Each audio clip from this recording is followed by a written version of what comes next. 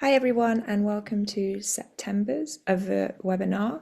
To start with, I would like to acknowledge the lands on which we meet and work today. So I myself am joining from the lands of the Ngunnawal and Ngambri people. And obviously people from across Australia are joining, so you will all be joining from all of the countries in Australia. House rules. So obviously I'm hosting a webinar today, and one of the main rules that we have is if you have a question about the webinar at any point, please put it in the Q&A and we will get to it there. Please don't use the chat because we can't see that function and it will get lost. So please make sure you use the Q&A. So to start today, I am going to introduce our speaker. So our speaker today, we have Dr. Arie Perliger. Dr. Perliger is a professor at the University of Massachusetts Lowell in the United States. Between 2010 and 2016, he served as the faculty and director of terrorism studies at the United States Military Academy at West Point. And then after that, between 2016 and 2023, he moved to be the director of the graduate program in security studies at the School of Criminology and Justice Studies at University of Mass Lowell. That's one heck of a mouthful. I bet your signature block was huge for that. So Dr. Perliger has been studying for over 20 years in this space, examining an extensive kind of range of issues related to terrorism and political violence, security policy and politics, and the politics and extremism of the far right in Israel, Europe, the US, and Middle Eastern politics and the applicable social network analysis to the study of political violence. I would like to start the webinar now. So Arie, if you want to share your slides and start your presentation. Okay, hi everyone. First of all, I would like to thank AVERT for organizing this event and for providing me the platform to present this research, which I've developed with Ms. Tess Emila. She's a brilliant doctoral student, and she's on the market if anyone is really interested. So the impetus for this research was a result of our really growing understanding that we are experiencing important changes in the way in which religious symbolism and rhetoric are integrated into existing extremist far-right ideologies, especially in the American context, but also in other places. In other words, we are seeing that the conventional nativist, xenophobic, exclusive, ethnocentric rhetoric of the far right is increasingly fusing various religious, mainly Christian traditional narratives in ways that we haven't seen before. So we wanted really to engage in an empirical study to gain a more nuanced understanding of the convergence of religious and far-right narratives in the contemporary American far right. And I'll just say that, again, we see those kind of growing convergence in various instances. For example, if you look at manifestos of different perpetrators of far-right violent extremism, right? So whether it's Andres Breivik, but also Brandon Tarrant, for example, if you look at his manifesto that he released to basically explain or to justify or to legitimize his attack in 2019 in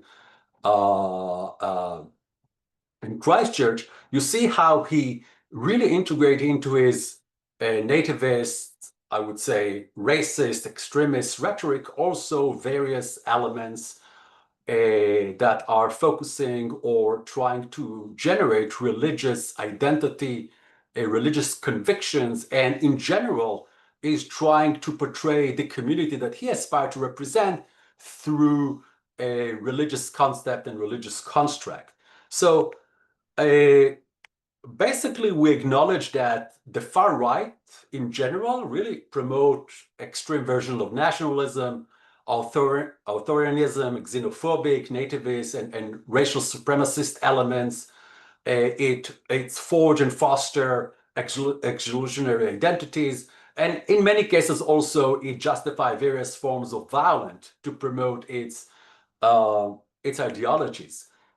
But we also, I think, we know that for quite some time, various far-right extremist groups are using religious rhetoric and religious symbolism in order to enhance their in-group solidarity, in order to enhance the cohesiveness, the ideological cohesiveness of the group, and also in order to mobilize more effectively potential followers through religious language, through religious rhetoric, and religious piety. Also, we know that in many cases, religion is being utilized in order to legitimize the violence, in order to provide moral justification for the violence, especially through through the formulation of some kind of apocalyptic narratives, of end of time narratives. Basically, we see that different groups are using all those elements in order to enhance and to provide moral justification and legitimacy to their actions.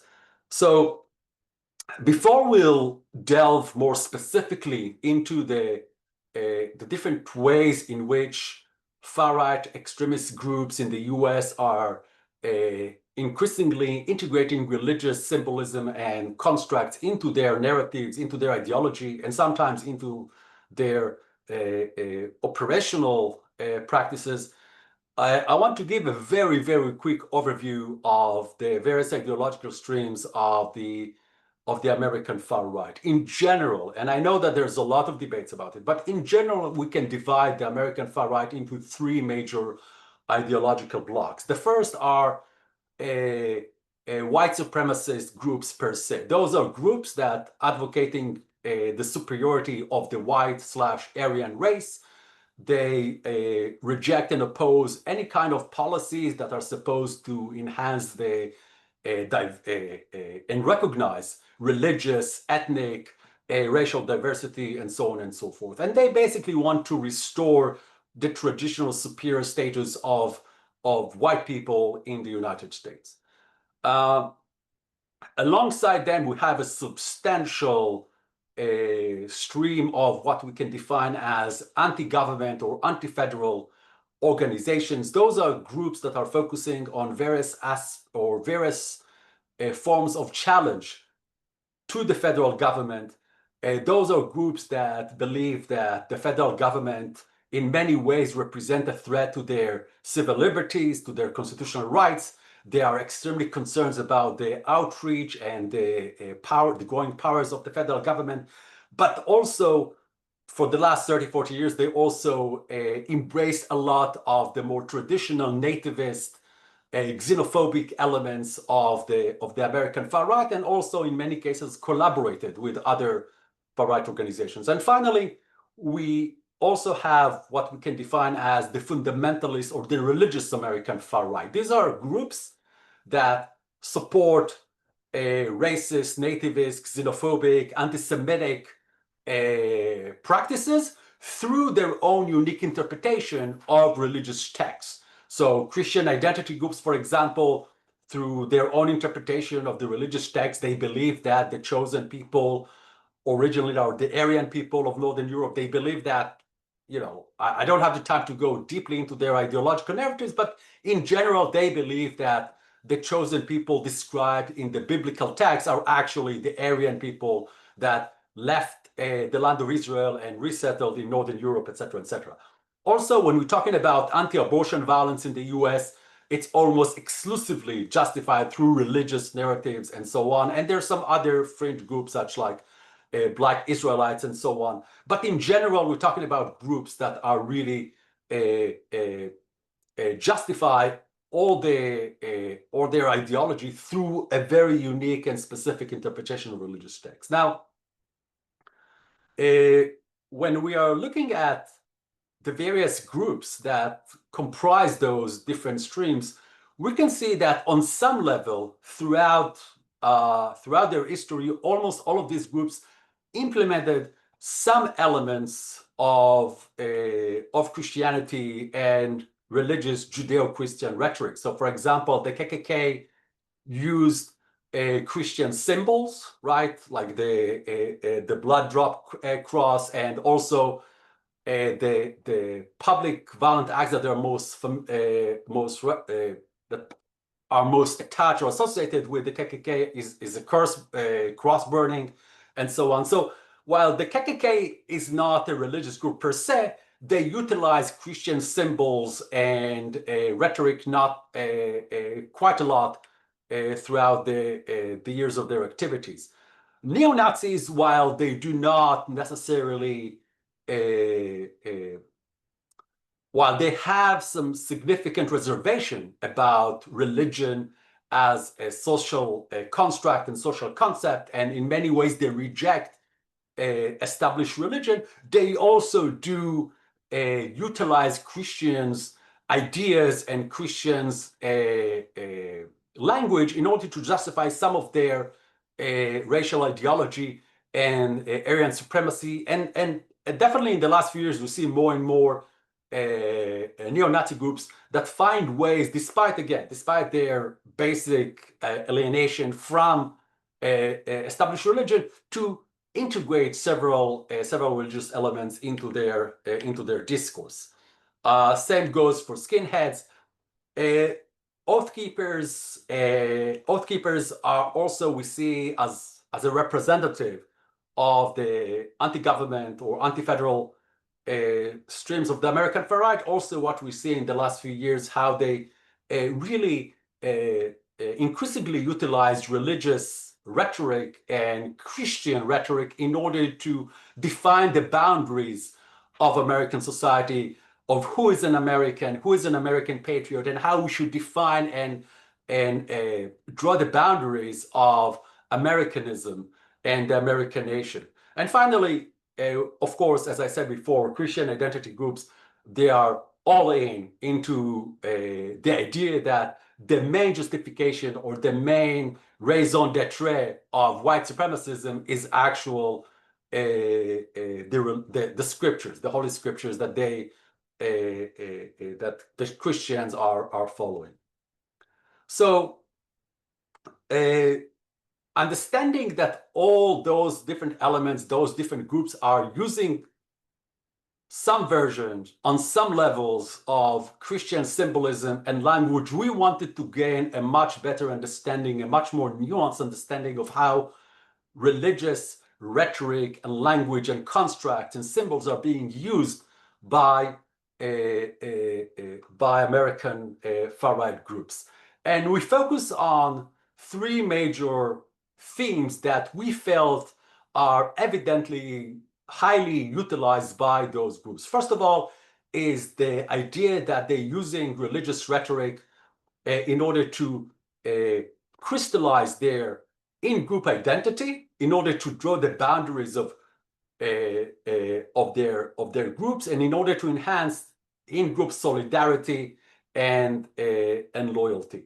The second thing is how they use Christian constructs and language to basically create the moral framework of their actions. Basically, how they distinguish between what is appropriate and what is inappropriate, what is accepted and what is not accepted. In many ways, we're talking about their own divisions of right and wrong, of what is moral, what is immoral, and so on and so forth. And the main importance of this element is because it's really helped them to justify their discriminatory practices, racial discrimination, religious discrimination, but also to justify their violent tendencies. And finally, how they use apocalyptic and end of times rhetoric in order to justify their entire campaign, their entire struggle, basically the raison d'etre of their existence. And we'll talk at the end about the political and social implications of our findings. So to the actual research. So basically what we did, we utilized a very large database that we created at the University of Massachusetts Lowell, where we basically, for almost 3 years, we scraped thousands of communications from different online message boards and forums associated with those different groups. neo-Nazi forums, KKK forums, Proud Boys, Skinheads, Christian Identity, and Oath Keepers forums. We use automated processes to basically scan those forums and scrape all the posts as well as the reactions to the post and so on. We also use different automated methods in order to clean up those materials. After that, we basically using LIWC, which is a special software that allowed us to use different dictionaries to engage in linguistic analysis, basically both content and sentiment analysis of the text that we extracted, right? And we also built specific dictionaries to those various elements that I've just mentioned, the moral frameworks, the religious identity elements, and the apocalyptic terminology. And then we also did some validation through manual coding. So here's some details about the dictionaries that we have utilized. So you can see that, for example, the moral frameworks dictionary that we created included almost 120 keywords that look into various terms that are related to positive virtues as well as to quote unquote sins. And of course, we engage in validation of those keywords through various religious texts in order to be sure that we actually capturing the right and the most accurate terms. We also use similarly keywords that are related to religious identity, basically trying to understand how they try to use those kind of terms in order to boost their the identity of the group, the solidarity, the loyalty of group members. And finally, we also build a dictionary of end times or apocalyptic visions. And then we use those dictionaries basically in order to analyze all those thousands of texts that we basically scraped from the different online spaces of the different groups. Okay, and I'm happy to provide more information about the methodology if there's questions during the Q&A. So what did we find? And I just mentioned that this is still a work in progress, so we're still trying to refine and further fine-tune some of our analysis. So as you can see, the bar chart on the right basically shows the percentage of religious discourse across the different far-right groups. And on the left, and I'll talk about that in a second, more focusing on virtues versus sin language, basically on the moral framework. So some interesting preliminary findings. First of all, we see that Christian identity is really dominant in its usage of religious rhetoric and religious language in all three domains, right? In terms of identity, in terms of apocalyptic visions, as well as in building a moral framework. In general, what we see is that the most prominent usage of religious rhetoric across all the group is for establishing a moral framework, which is common among most fundamentalist groups that need to build a rationalization to their usage of violence, to their engagement in hostile activities against outgroups, right? And in order to justify their defiant postures against, mainstream society. So a lot of the efforts or a lot of the religious language is utilized in order to explain why what we do is morally correct, morally right, and why it justifies our hostility towards outgroups, towards main society, and so on. I think that the Oath Keepers focus more than most other groups on apocalyptic terms, still, I think, really reflect the growing emphasis among anti-government and anti-federal groups on the need basically to restructure or to rebuild American society, American political systems. In other words, we see that more and more groups that are part of this, whether it's the Three Percenters or the Oath Keepers, part of this anti-government, anti-federal groups, are not talking anymore about the need to limit and to put guardrails on the powers of the federal government, but they're more talking about some cases they go to very extreme, such as the necessity for a second civil war. But in many cases, they're also talking about the need to dismantle the existing system and establishing a new, more effective system that will, in their eyes, will restore American identity and the American way of life, and so on and so forth. Basically, going back to the days of the founders. So I think that's important. We see that the KKK and the Proud Boys have high level of usage for group identity. We expected that for the KKK, not so much for the Proud Boys. And this is something that we probably need to look into more to understand why we see that actually among the Proud Boys. And finally, as expected among skinheads and neo-Nazis, we found minimal engagement with religious construct, which again, as I said before, reflect that religion is still something that is very alien to their ideological framework traditionally. And when they do use it, it's a very instrumental effort to use that in order to justify violence and to justify the prevalence of their views. When I'm moving to the other chart, I think it shows that most of them actually engage in more positive moral construct or moral language. Except for the neo-Nazis, most of them do emphasize the righteousness, the piety, and the need to operate in accordance to what they believe are appropriate religious practices, which is, again, it's not too surprising, but I do think that it's reflect the fact that especially when they use religious language, they're really trying to build on the sense of piety and the sense of emotional attachment to it rather than the negative ones. Although, again, that also is being used as, especially when we're talking about apocalyptic visions and end of time solutions and so on and so forth. You can see here this fancy chart that really reflects how different groups are really have different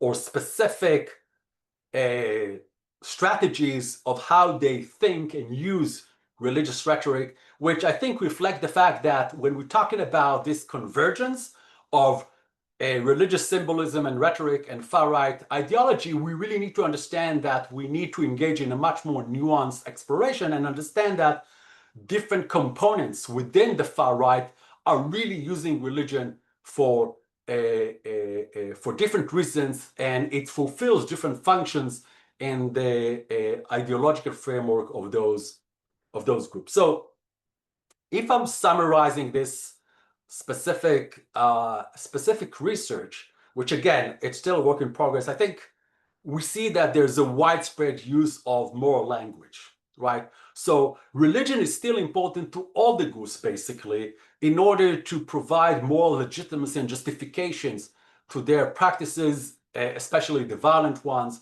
We see that Christian identity, as expected, is by far the most prominent actor within the far right that is engaged in those kind of ideologies. When you're talking about neo-Nazis, we see how this is really, we see greater focus on repackaging Christian morality without the need to engage in the full-fledged of religious references and religious, I would say, all the various external elements that define established religion. So it's a very buffet-style religious rhetoric when they choose the very specific elements that they feel will be helpful to their discourse. I'll try to move a bit quicker. So we see that all the groups use religion for enhancing in-group solidarity, especially Christian identity, but also we see that in some of the other groups. If I'll try to summarize what it means for us, first of all, I think that it's really important to really understand how religion is a functional, instrumental element in the discourse of those different groups.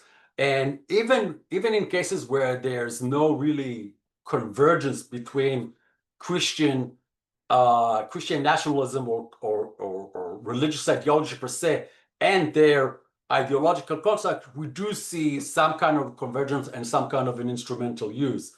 I think it's really important to see how we deal with this kind of growing convergence between religious symbolism and rhetoric and far-right extremism, and that will demand, I think, a much more nuanced reconstructions of those kind of interaction between religion and extremism, especially as we are trying to engage in counter-extremism strategies that are targeting religious communities, in the case of the US, especially Christian religious communities, right?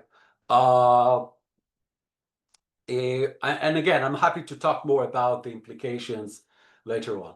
The last thing I'm gonna do is talk a little bit about another research that we just finished that focusing on traditional wives or trad wives. I won't go too deep into that. I'll just say that trad wife is a cultural movement, if you'd like, that really gained in the last 10, 15 years significant presence online. And online trad wives communities usually engage in a very sophisticated integration of content that is focusing on homesteading, cooking, family life, etc., with a subtle far-right rhetoric and far-right narratives focusing on traditional gender roles, family values, pro-life views, and in some cases, those trad wives also integrate into their rhetoric and discourse also much more, I would say, extremist, nativist narratives. One of the things that we found very interesting is how much religious discourse and religious concept are really ingrained in their content, both in terms of how they justify traditional gender roles, how they portray their own version of ideal homesteading and family lives and so on, and of course how they systematically emphasize the need for women to be submissive to their husbands and to their goal and to God, and how those are basically really represent some kind of a shared responsibility of women to follow religious piety, and part of it is also engage in submissive behaviors towards their male partner. And you can see, for example, we did some analysis of their language, and we see how much really God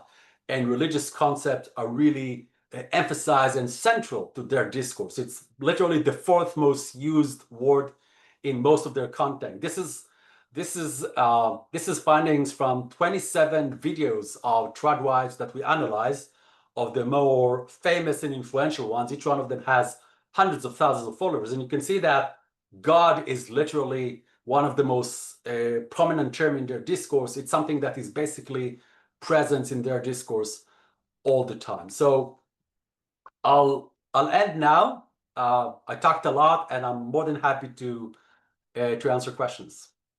Thank you, everyone. Thank you so much, Professor Perliger. You really didn't talk a lot. You were so tight with your time, so thank you for that. Okay, so I have a couple of questions myself, but we also have one in the Q&A. So I'll ask one from me, then the Q&A, then we'll return to one. So if anyone online has any questions, please make sure to put them in the Q&A so that Professor Perliger can ask. Okay, so my first question is, what role do you think that secularization is actually playing in like fueling the adoption of the religious symbolism that you were identifying among the extremist groups on the far right? I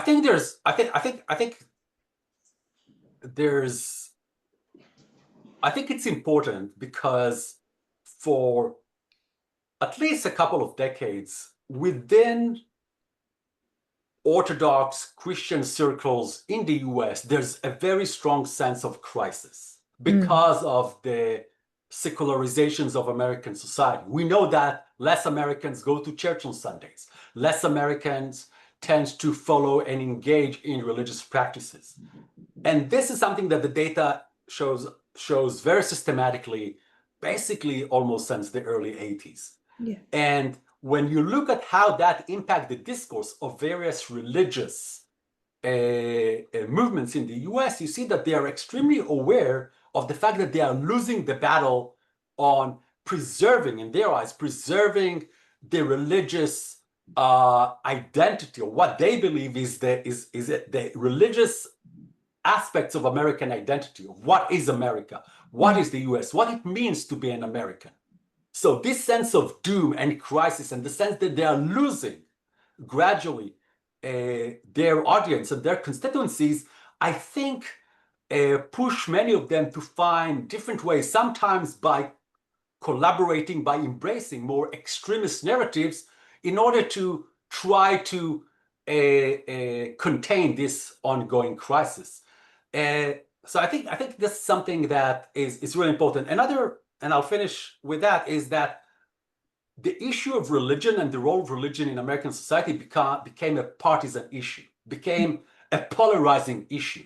And I think that many, because it's such a cultural polarizing issue, I think a lot of the far-right groups feel that this is a very effective tool for mobilizing, especially among conservatives who feel very threatened or feel targeted by the progressives or by the left more generally. Yeah. Thank you. Okay, so some of these questions that are coming through, I'm just going to read the question out as it's written, so that I don't mess up. Okay.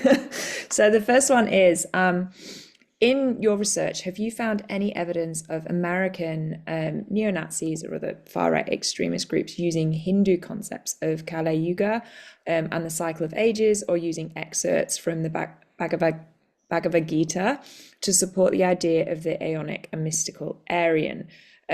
So the question comes because from this person's own research, in focusing on the Australian far-right, they found that the neo-Nazi movement in Australia, particularly within the vanguard individuals, tend towards the European post-war concepts developed by Savitri Devi and others, rather than the kind of US framing that you see in neo-Nazism in the US.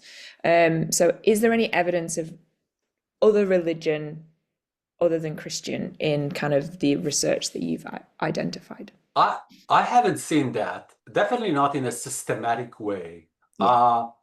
What we do see is the traditional embracement of usually European traditional pagan religious traditions, Odinism, and other mythological narratives. Yeah. But most of them are really based on the theology of, or the mythology of Northern Europe. You have to remember that when American neo-Nazis thinking about themselves as an identity group, they see themselves basically as an extension of the Aryan races of Northern Europe. So this is why they usually really gravitate towards kind of religious, I guess, traditions. Thank you.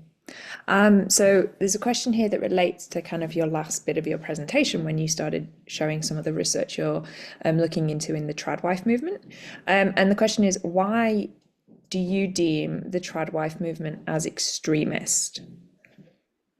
So I think, like many of those online cultural movements, many of them are fairly diverse. Yeah. However, there's a substantial component within the tradwife movements who promote, I would say, classic far-right extremist views.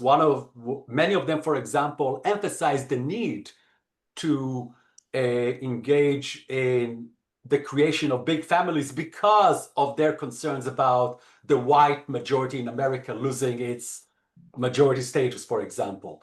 Some of them even challenging their followers to promote white Protestant cultures. And many of them embrace the most extremist vocabulary of the extreme far right in the US. So again, we're talking about a very diverse ecosystem, but definitely many of them embrace those kind of far right extremism. Also, I would argue that many of them embrace extremist misogyny, something that also I think reflect their extreme, I guess, position within, the ideological spectrum in the US. Thank you. So I have another question myself before I go back to the Q&A. So to what extent does the religious rhetoric that you've identified serve as for symbolic purposes rather than actually deeply held theological commitments? I think that's a great question, and I think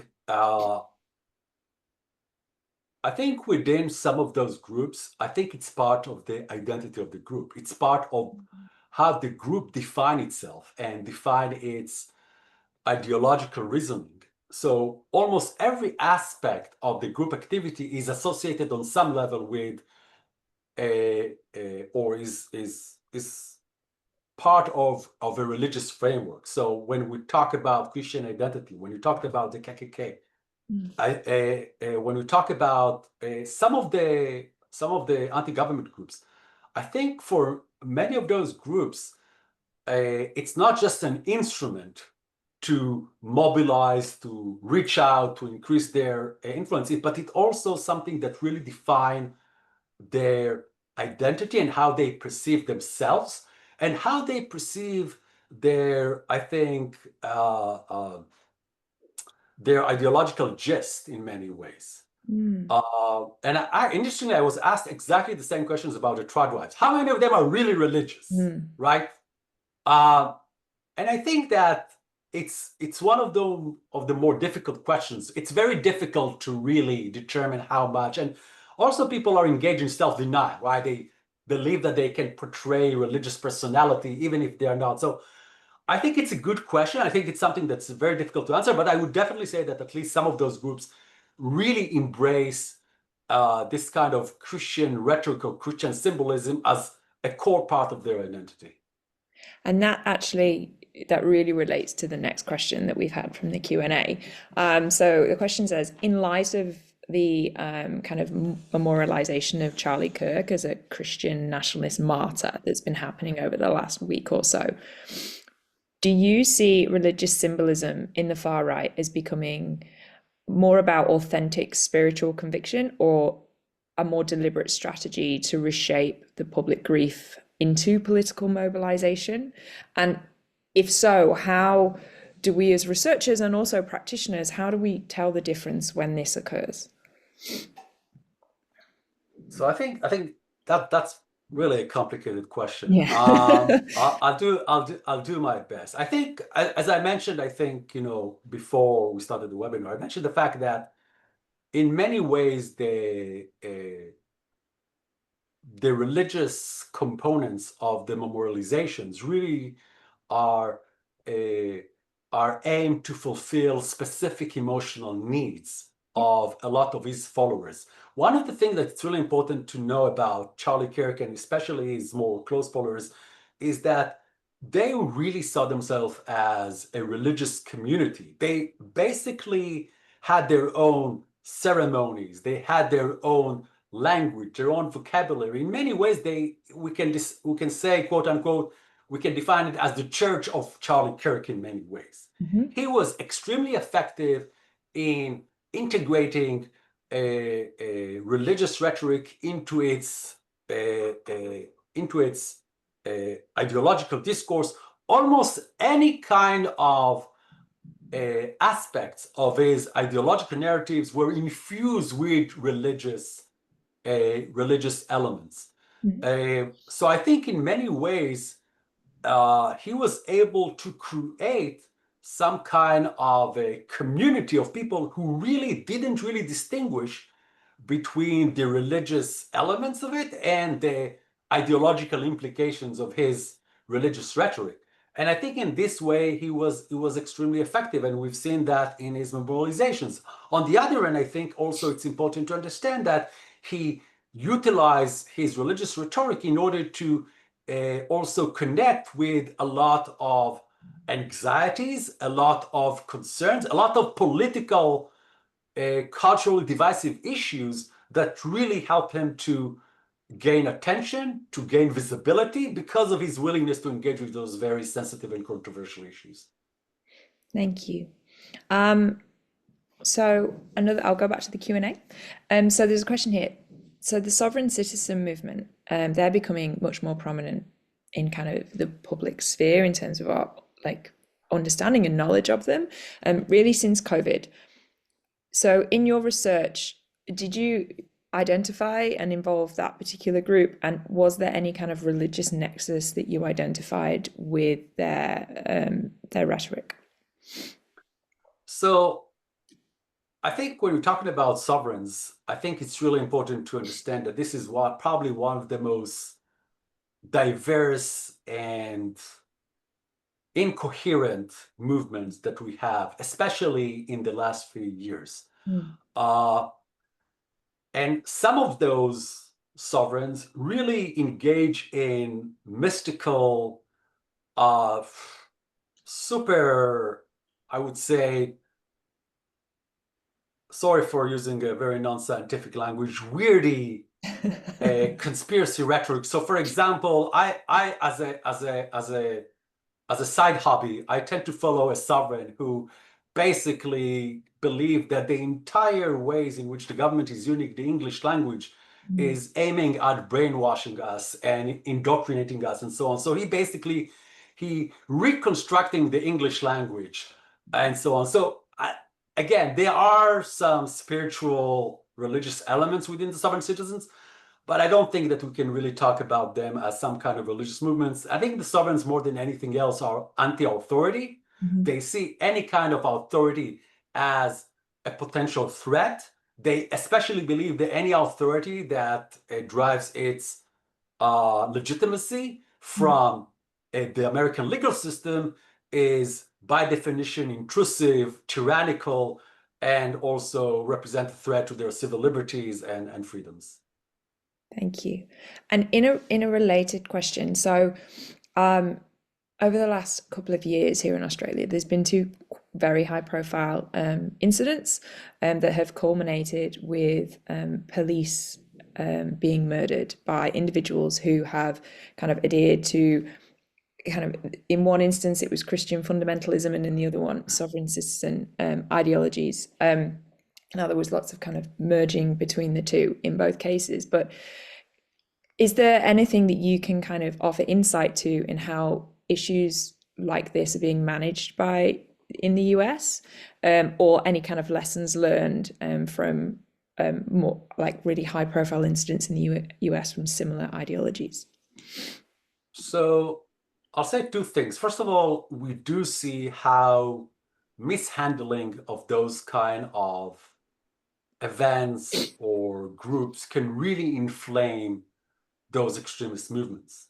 Ruby Ridge and Waco were basically a lightning rod to the American far right. Yeah. In many ways, there's very few events that mobilized and were so important in leading to this kind of coalescence of the American far right. And in many ways, it dramatically provided a boost to the militia movement, to the anti-government movement, and so on. So I think when governments are shaping policies in order to address those kind of threats, it's really important to understand what are the different risks that are involved in shaping policies, especially more kinetic, aggressive policies that can really create a flashing point, that can really provide actually a ideological boost to those movements, or at least indirectly to affirm some of those beliefs of those movements. So this is one thing. Secondly, I think that we need to understand that any kind of long-term solution to those kind of movements is really engaging in a very, I would argue, nuanced policies. In other words, I think decision makers have the tendency to frame many different unconventional movements, unconventional ideologies as a threat to society, as a threat to the polity, and so on and so forth. The fact is that a lot of those movements, as much as they promote some of the more extremist ideas, will die eventually without actual further attention.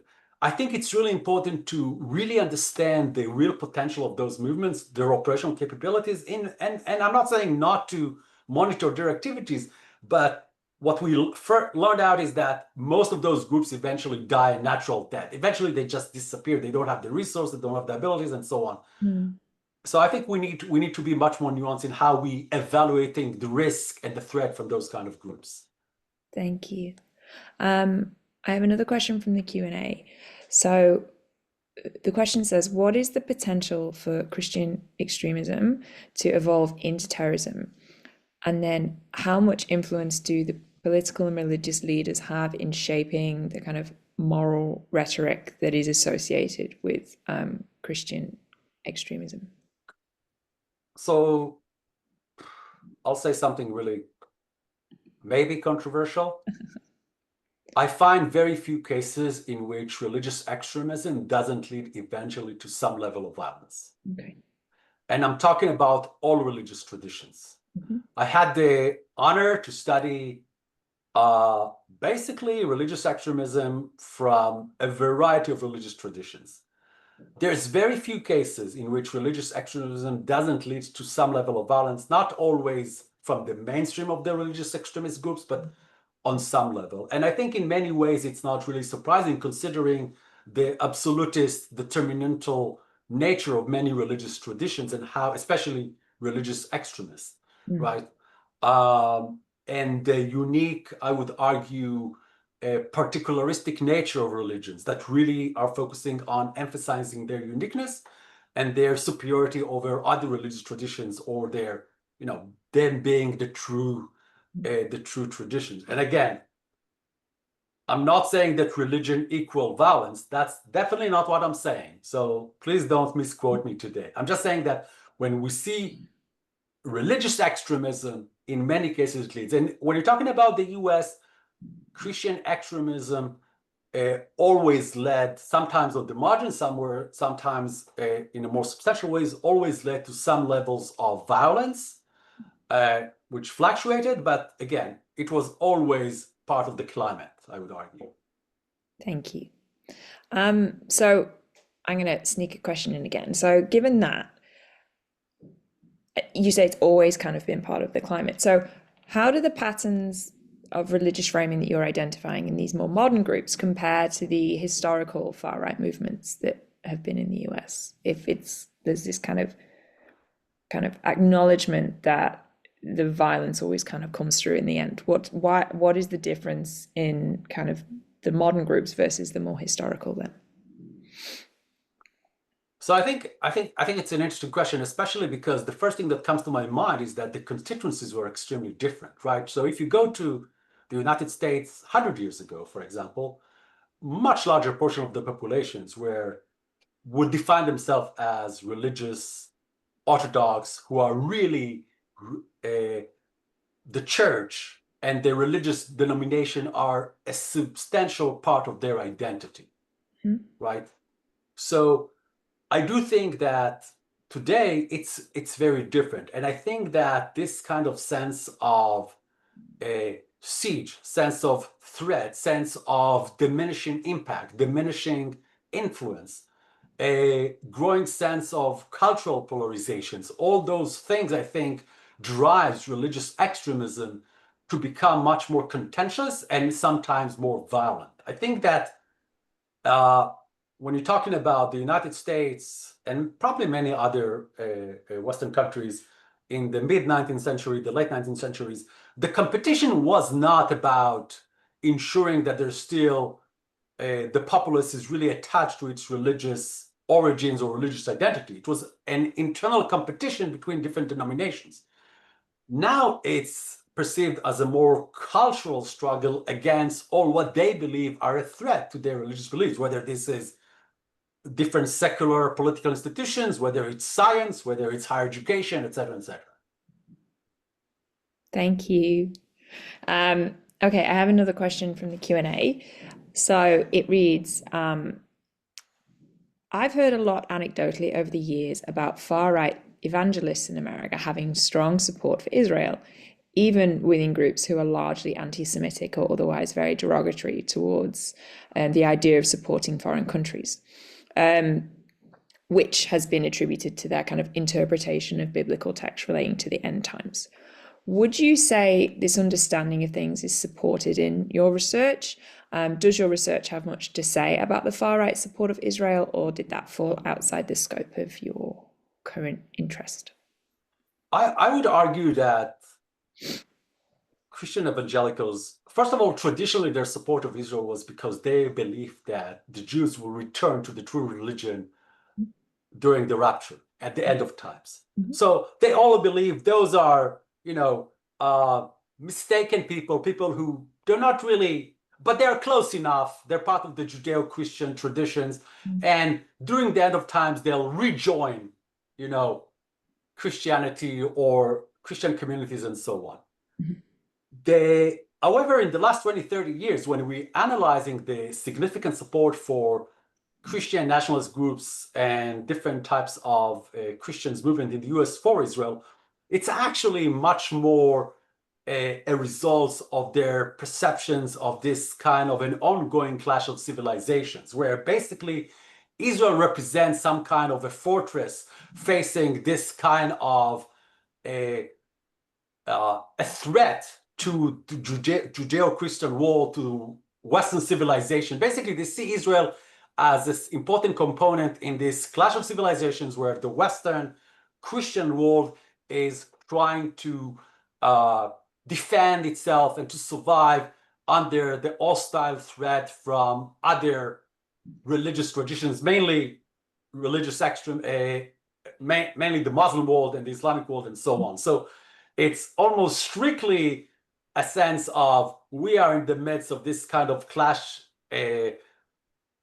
of clash of those kind of religious traditions. We need to ensure the survivability of Western Christian civilizations, and Israel is one of our important allies in this ongoing struggle, at least in their view. Okay, thank you. Another question from the Q&A. In your presentation, religion was talked about in a generic way in terms of, has your research shown differences in regard to the different religions across the US, or is it just Christianity? So I started to do more research about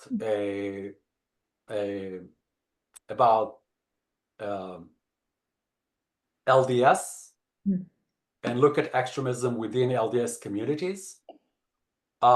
We did actually some interesting research about honor killings and how this is being triggered by a lot of religious, cultural, I guess, practices.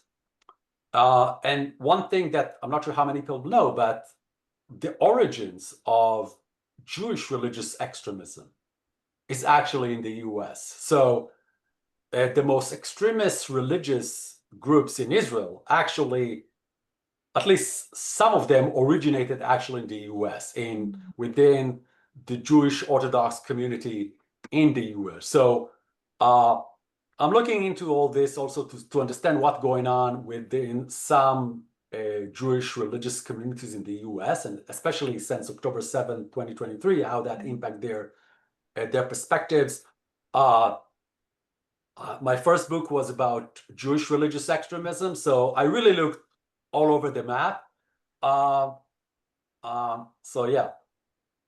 Also, I think for the LDS, you mentioned the LDS, I think anyone who's familiar with any kind of like social media, like TikTok or things, know the like overlap between the LDS and the trad wife movement. So that's something else that can be really brought in. Okay, so if you want to know, I'll just squeeze in one more thing. I just published a piece in the conversation about trad wives' religious aspects. So if anyone wants to read more about that, they are welcome. Thank you. Our last question that we have time for. So in your presentation, you spoke about end times, identity, moral frameworks as kind of like some of the ways in which the far right extreme groups use Christian symbolism and narratives. Did you find any other ways or any other like elements that were used throughout your research that surprised you? Yeah, so I think one of the interesting things that you see sometimes is the issue of targeting. Who are those that we should target? And there's not a lot there because I think, many of the groups are very conscious about the risk of talking about specific targeting. Nonetheless, I do see that, for example, there's quite a lot of religious discourse that justify through very specific religious verses and rhetoric, for example, the targeting of LGBTQ, for example. So there's a lot of usage of verses in their discourse that's supposed to justify hostility and even violence against members of the LGBTQ community. We also see some of it focusing on other types of groups with alternative lifestyles, for example. Also, there's a lot of focus on attacking symbols of what they believe is anti-religious cultural institutions in the US, for example. So, for example, I've actually seen some significant discussion about the targeting of institutions of higher education because of their role as spaces of indoctrination against religious traditions and so on. So I think this is something that I didn't have the opportunity to talk about, but this is something that I think we should probably continue to monitor. Especially with looping all the way back to Charlie Kirk that we were talking about before the webinar, and his, the deliberate targeting from that movement of educational institutions. Yep. Okay. Well, thank you so much, Professor Perliger, for taking the time, especially considering what time it is where you are. And thank you to everyone for attending today. So you can join the mailing list, the AVERT mailing list, to find out more about any future events that AVERT are holding. You can follow AVERT on LinkedIn and subscribe to the YouTube channel, which is where all of our recordings go. So this recording will go on there as well. And the next AVERT webinar is actually, so it's a month away. So it's Wednesday, the 22nd of October at 10 a.m. to 11 a.m. And it's being presented by Nell Bennett, and the title is The Bureaucracy of Violence, Organizational Survival and the Challenge of Disengagement. So thank you for everyone for today, and thank you so much, Professor Perliger. I hope you have a fantastic evening. Thank you very much. Take care now. Bye-bye.